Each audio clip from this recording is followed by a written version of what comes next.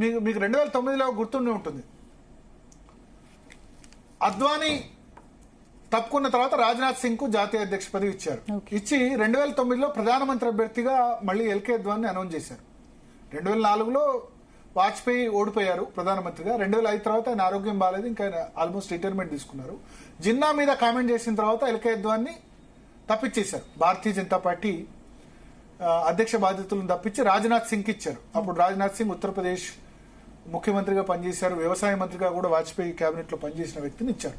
So 2009 elections తర్వాత ఇద్దరిని తప్పించారు, రాజ్నాథ్ సింగ్ ను. ఇక ప్రధానమంత్రి పదవి నుంచి ప్రధానమంత్రి క్యాండిడేట్ గా అద్వానీ అన్సక్సెస్ఫుల్, మళ్ళీ మన్మోహన్ సింగ్ ఎన్నికయ్యారు. అప్పుడు లోక్సభ పక్ష నేతగా సుష్మా స్వరాజ్ ను, రాజ్యసభ పక్ష నేతగా అరుణ్ జైట్లీని అనౌన్స్ చేసి బీజేపీ అధ్యక్ష పదవికి కొత్తగా వీళ్ళు రాజ్నాథ్ సింగ్, అప్పుడు అద్వానీ చుట్టూ ఒక 4 ఇంపార్టెంట్ పర్సన్స్ ఉండే, సుష్మా స్వరాజ్, అరుణ్ జైట్లీ, వెంకయ్య నాయుడు, అనంత్ కుమార్. ఈ 4 అద్వానీకి సంబంధించిన కూటమి. ఆ 4కి అధ్యక్ష పదవి ఇవ్వకుండా అప్పుడు సుష్మా స్వరాజ్ ను లోక్సభ పక్ష నేత చేసి, రాజ్యసభ పక్ష నేతగా అరుణ్ జైట్లీని చేసి, అధ్యక్ష పదవికి మాత్రం నాగ్పూర్ ఎందుకంటారంటే సంఘ్ ప్రధాన కార్యాలయం నాగ్పూర్ లో ఉంటుంది, ఢిల్లీలో కాదు. ఢిల్లీలో ఉండేది మెయిన్ కార్యాలయం కాదు, Nagpur RSS head quarter. Nagpur కి సంబంధించిన ఎంపీ ఫ్లైఓవర్ మ్యాన్ గా పేరొందిన నితిన్ గడ్కరీని తీసుకొచ్చి అధ్యక్ష బాధ్యతలు చేపట్టారు 2010లో. 3 సంవత్సరాలు చేసిన తర్వాత నితిన్ గడ్కరీకి మళ్ళీ సెకండ్ టర్మ్ ఆల్మోస్ట్ కన్ఫర్మ్ అయిన తర్వాత, అప్పుడు కామన్వెల్త్ గేమ్స్ కుంభకోణం, 2G కుంభకోణం, బొగ్గు కుంభకోణం ఇవన్నీ అయిన తర్వాత గడ్కరీ కంపెనీస్ మీద యూపీఏ ప్రభుత్వం సిబిఐ ఈడీ రైడ్స్ చేసింది. సో మేము అవినీతి, మాది కామన్వెల్త్ గేమ్స్, మాది అవినీతి ప్రభుత్వం, మీది అవినీతి ప్రభుత్వం అంటే మీరు కూడా అవినీతి పారుడు ఆయన అధ్యక్షుడని విమర్శలు వస్తున్న నేపథ్యంలో అప్పుడు వెంకయ్య నాయుడు గాని, సుష్మా స్వరాజ్ గాని, అరుణ్ జైట్లీని గాని సంఘ్ను అడిగారు, గడ్కరీ అయితే మనకు ప్రాబ్లం, ఎందుకంటే మన అవినీతి ఎజెండాగా నెక్స్ట్ ఎలక్షన్స్ వెళ్తున్నాం, వేరే అధ్యక్షుడిని ఇవ్వండి, వేరే ఎవరైనా పర్లేదంటే అప్పుడు రాజ్నాథ్ సింగ్ ను మళ్ళీ అధ్యక్షుడిగా సంఘ్ చెప్పి, నిజానికి సెకండ్ టర్మ్ గడ్కరీకి వచ్చేది, కానీ ఈ కారణంతో అప్పుడు సెకండ్ టర్మ్ గడ్కరీకి ఇవ్వకుండా రిజైన్ చేసి రాజ్నాథ్ సింగ్ కి ఇవ్వాల్సి వచ్చింది. రాజ్నాథ్ సింగ్ జస్ట్ 1 year ఉన్నారు. నరేంద్ర మోడీ ప్రధానమంత్రి అయిన తర్వాత అమిత్ షాకి ఇచ్చారు. సో ఇక్కడ మనం ఏం చూడాలంటే సంఘ్ ఎప్పుడు కూడా కీలకం. సంఘ్ నితిన్ గడ్కరీని నాగ్పూర్ నుంచి తీసుకొచ్చి ఒక రాష్ట్ర మంత్రిని, అప్పటి వరకు జాతీయ రాజకీయాలంటే తెలియని వ్యక్తిని, ఆయన అప్పుడు కూడా ఎమ్మెల్సీగా ఉన్న వ్యక్తిని, నాగ్పూర్ లో తనకు దగ్గర వ్యక్తిని తీసుకొచ్చి అప్పుడు ఆయన జాతీయ అధ్యక్షుడుగా చేశారు. సో సంఘ నిర్ణయాలు ఆ విధంగా ఉంటాయి. ఇప్పుడు కూడా ఎందుకు, అప్పుడు 2009లో వరుసగా 2 సార్లు ఎలక్షన్ ఓడిపోయింది. 2004లో ఎలక్షన్ ఓడిపోయింది బీజేపీ, 9లో ఓడిపోయింది. పార్టీ రివైవల్ అవసరం. ఇంకా ఢిల్లీలో ఉన్న సుష్మా స్వరాజ్, అరుణ్ జైట్లీ, వెంకయ్య నాయుడు, అనంత్ కుమార్ కాకుండా ఢిల్లీ నుంచి బయట నుంచి వ్యక్తులు తీసుకురావాలని అభిప్రాయపడుకుంది సంఘ్. అందుకని అప్పుడు తీసుకొచ్చి నితిన్ గడ్కరీని చేశారు. సో అట్లా ఈసారి ఏమైనా సర్ప్రైజ్ ఛాయిస్ ఉంటుందా? సంజయ్ జోషి ఉంటాడా, వసుంధర రాజే చేస్తారా, లేదా దక్షిణాది నుంచి రామ్ మాధవ్ పేరు ప్రమాణకంగా వినిపిస్తుంది. రామ్ మాధవ్ 2014 నుంచి 19 వరకు నార్త్ ఈస్ట్ ఇన్ఛార్జ్, అస్సాము తర్వాత నార్త్ ఈస్ట్ స్టేట్స్ లో అధికారంలోకి తీసుకొచ్చారు. అస్సాంలో బీజేపీ అస్సాంలో అధికారంలోకి వస్తుందని ఎవరు ఊహించలేదు. జమ్మూ కాశ్మీర్ లో పీడీపీతో కలిసి అలయన్స్ ప్రభుత్వం ఏర్పాటు చేస్తుంది, జమ్మూ కాశ్మీర్ లో బీజేపీ అధికారంలోకి వస్తుంది ఎవరు ఊహించలేదు. దానిలో కీలక పాత్ర రామ్ మాధవ్ది.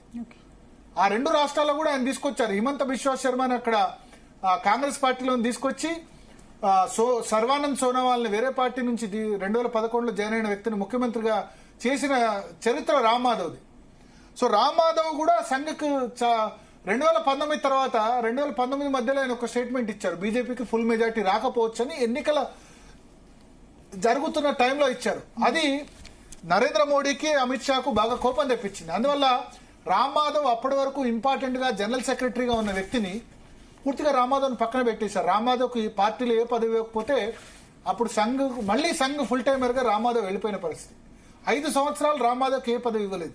అయితే ఆయన మొన్న జమ్మూ కాశ్మీర్ ఎన్నికలకి ఆయనకి ఇన్ఛార్జ్ గా, కో ఇన్ఛార్జ్ గా ఇచ్చారు. కిషన్ రెడ్డి మెయిన్ ఇన్ఛార్జ్, మన రాష్ట్రానికి చెందిన రాష్ట్ర అధ్యక్షుడు కేంద్ర మంత్రి కిషన్ రెడ్డికి జమ్మూ కాశ్మీర్ ఇన్ఛార్జ్ ఇస్తే, రామ్ మాధవ్ గతంలో పనిచేసే ఉన్నారు కాబట్టి రామ్ మాధవ్ కూడా జమ్మూ కాశ్మీర్ టాస్క్ ఇచ్చారు.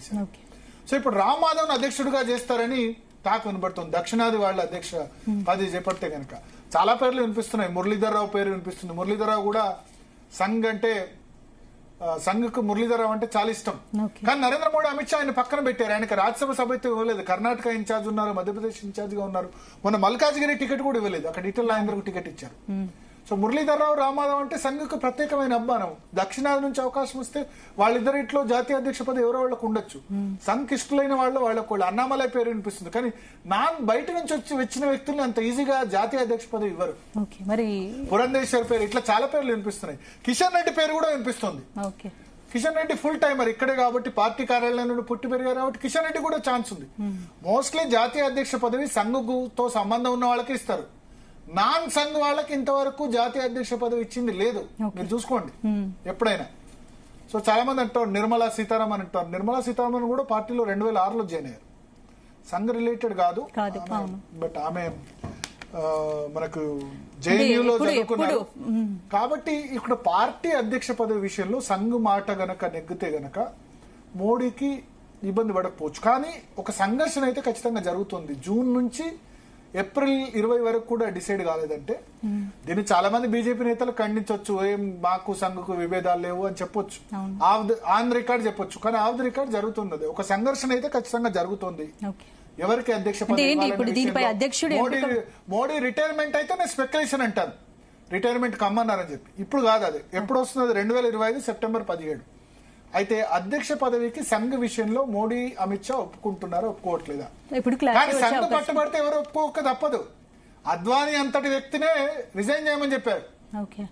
వాజ్పేయి అంతటి వ్యక్తిని కూడా మీ నిర్ణయాలు కరెక్ట్ లేవంటే వాజ్పేయి కూడా తలగ్గాల్సి వచ్చింది. గుజరాత్ అల్లర్ల విషయంలో జరిగినప్పుడు నరేంద్ర మోడీని ముఖ్యమంత్రి పదవి నుంచి తీసేయాలని వాజ్పేయి పట్టుబట్టారు. రాజధర్మం పాటించలేదన్నారు. అప్పుడు అద్వానీ సపోర్ట్ గా నిలిచారు, సంఘ్ సపోర్ట్ గా నిలిచింది. ఆయన తప్పేం చేయలేదని చెప్పింది. సో నా వాజ్పేయి కోరుకున్న గుజరాత్ ముఖ్యమంత్రి నుంచి నరేంద్ర మోడీ పదవిని తీసేయలేదు.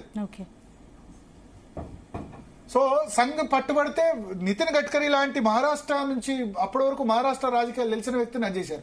సంఘ్కి ఇంకో ఇష్టమైన వ్యక్తి ఉన్నారు, దేవేంద్ర ఫడ్నవీస్. ఆయన కూడా నాగ్పూరే, కానీ మహారాష్ట్ర ముఖ్యమంత్రిగా ఆయన ఇప్పుడు ఆల్రెడీ బాధ్యతలు ఉన్నారు.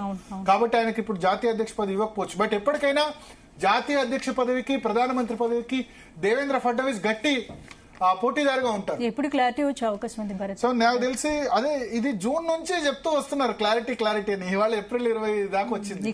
నేను ఇంకా డెడ్ లైన్ పెట్టుకోలేదు, బట్ మే 15 వరకు రావచ్చు. తెలంగాణ అధ్యక్షుడి క్లారిటీ లేదు.